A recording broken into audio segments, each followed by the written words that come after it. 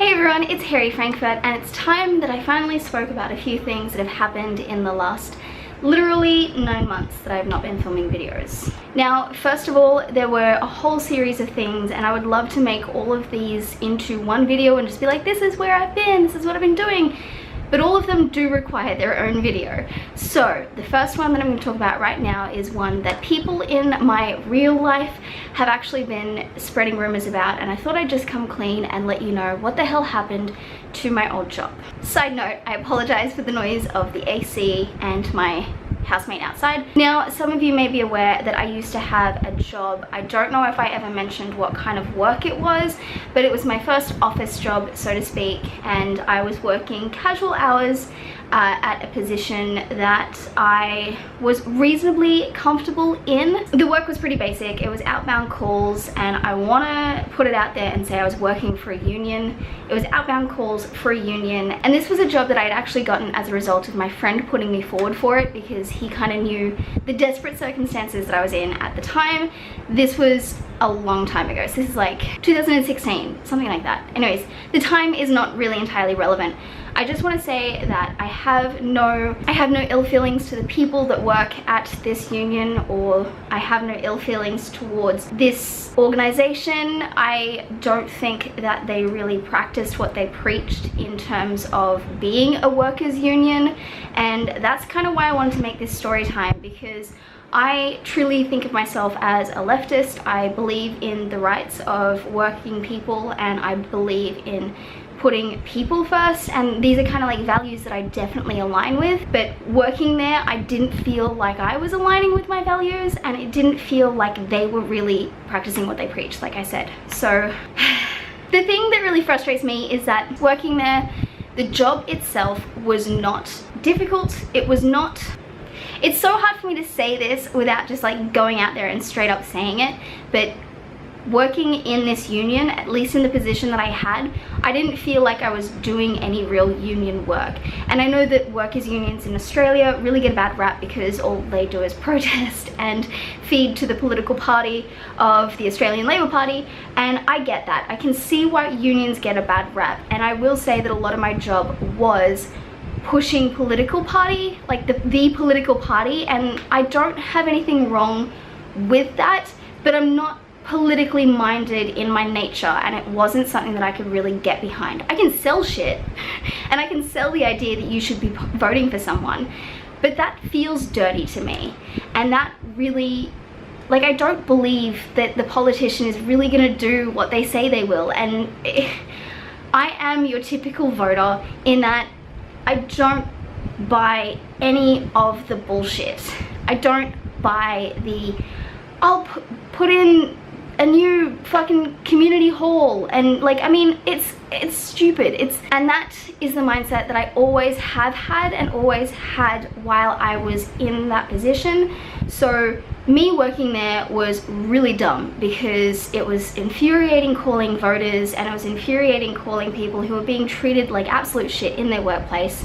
It hurt more than it did help, right? Because in workers, I mean, I don't want to get into the whole how unions work, but our membership basically experienced troubles in their workplace all the time, and so we had to come in as a union and try and help facilitate change. And I love that idea. I don't think it actually got facilitated though. I don't think it actually came to fruition, and it is really disheartening. I mean, you get these small wins, like you have a campaign to make sure people vote the right way, and then they, in a workplace scenario that is, and then you win that, but then you find out that the organization they work for has a new employee agreement, and they have a new enterprise agreement that they want these employees to sign that is worse than the last one.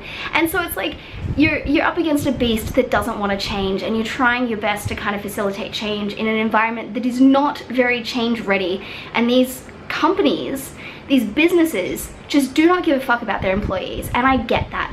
And so that was kind of the work that I was doing. Something I need to mention is that I started working there in, I think, I mean, when I was still living with my mum, so whenever the hell that was, scroll back in the videos when I was working with my mum and when I got this job, because I don't know if I made a video about it, but I got this job sometime around then. And at first it was kind of fun, it was good, it's good pay. One thing a lot of people don't know about unions is that because they are non-profit, if they make any money it has to go somewhere, so the employees are paid really well. However, everyone who's worked anywhere knows when you're on a casual employment you get rostered on for shifts and you get told the minimum shift, your hourly rate, and the roster cycle. So like rosters 1 week, 2 weeks, whatever. And for a union, the minimum shift was 4 hours, which is great. In some places 3, in some places 5. At this union, it was 4 hours. But normally the minimum shift is like, this is on a bad month or whatever. This was the standard shift. So they had 3 cycles of 4-hour shifts. 9 to 1, 12:30 to 4:30, and 1 till whenever the hell they closed, 8. No, that doesn't make sense.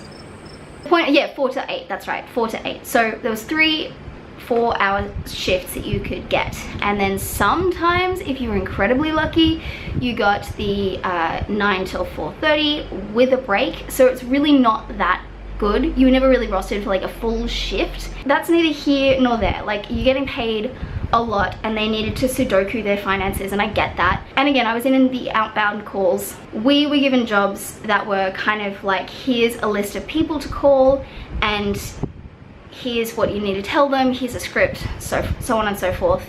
And we had KPIs kind of to an extent. It was like you had to have 30 calls an hour. I well exceeded that, and I was actually one of their best callers, I think, ever. At least while I was working there, I was the best caller because I didn't fucking stop, and I have a very good work ethic, and I don't see the point in going to work and talking. Like, I'm getting paid to do a job. Why would I just sit and talk to the people around me? So anyway, there's that. So I was their best caller, and the shifts flew by because they're 4 hours and you do a lot. And there's, I mean, the other thing that really, sorry, I'm like getting so frustrated because when I was working there, I, for a little while there, was getting a lot of shifts, and so I needed to move out of my mum's place, and I went to my boss at the time and was like, hey, would you mind being my reference, my employment reference on a rental application? Here's how much it is each week, and here's, you know, what I'm gonna require from work. And he's like, don't worry, I will make sure that you absolutely get enough shifts to pay your rent. And I wouldn't have asked him if it wasn't like a, hey, this is a massive expenditure that I'm gonna have soon, can you help me facilitate that? Like, you are my employer, I need you to vouch for me that I will get these shifts. And he did, and he vouched for me on my rental application that I would get enough shifts to pay my rent.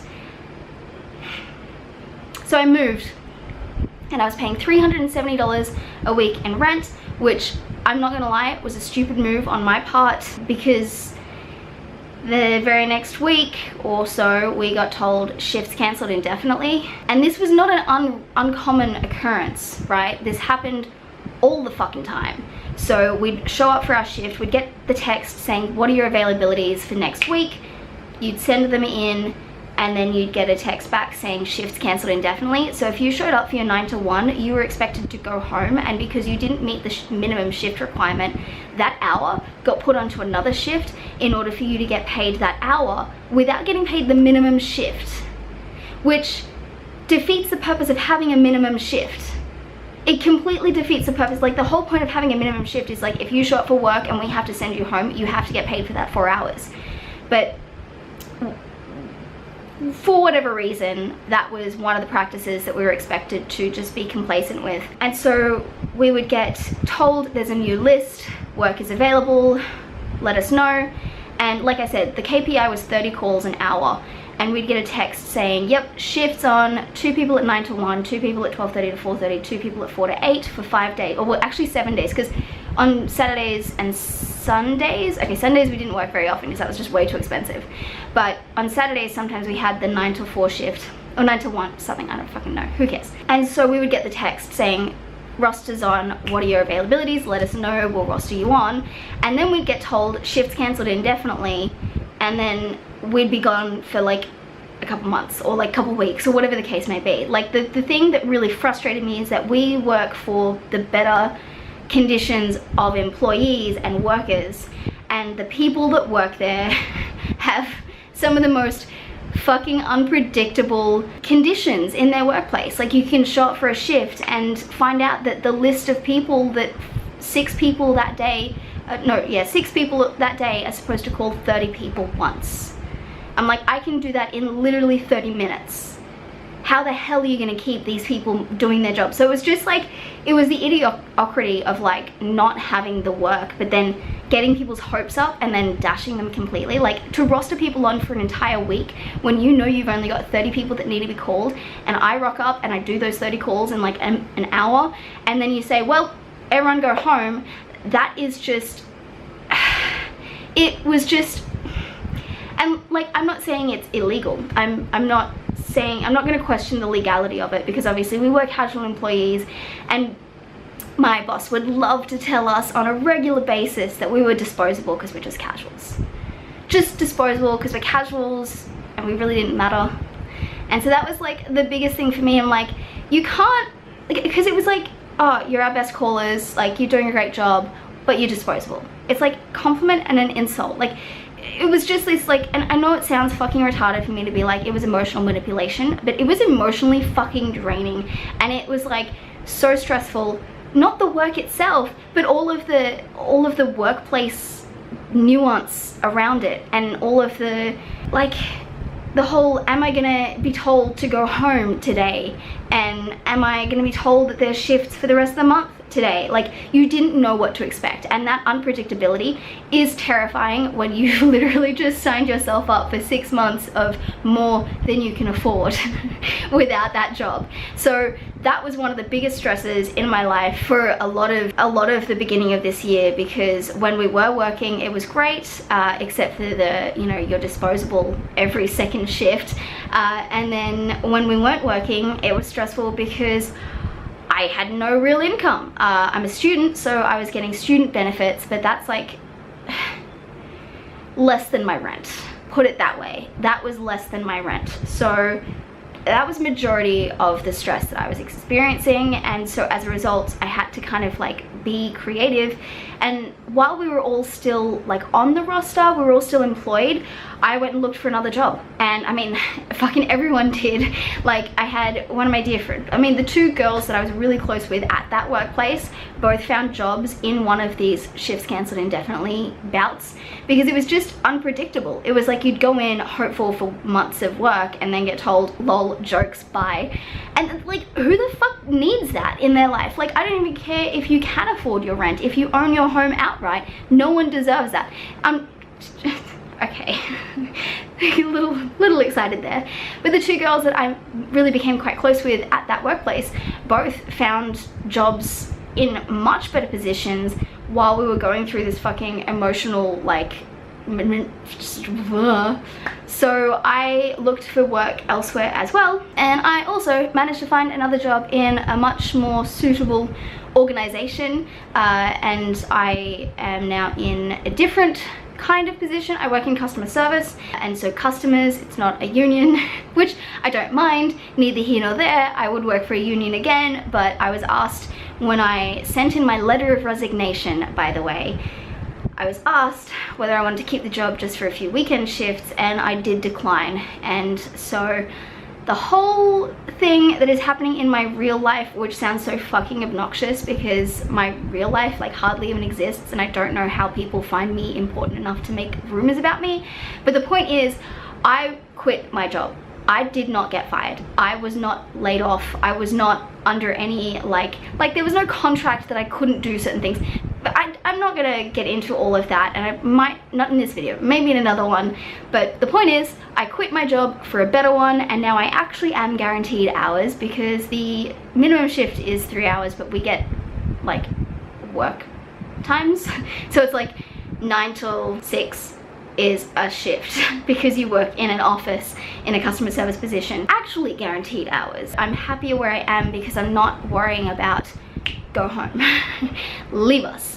So that is what happened to my last workplace, and that is also one of the reasons why I wasn't able to upload, because I was stressed with all of that and I wasn't able to afford my food and I was having a bit of difficulties. So I just thought I'd let you know that that is one of the reasons why I was not uploading on YouTube, and the other reasons will be coming shortly. So I hope you guys enjoyed this video. If you like story times, make sure you subscribe, and this is only day 3 of Vlogmas, I think, so click all of the videos and the things on my face right now so that you can watch all of the other Vlogmas things. And okay, bye.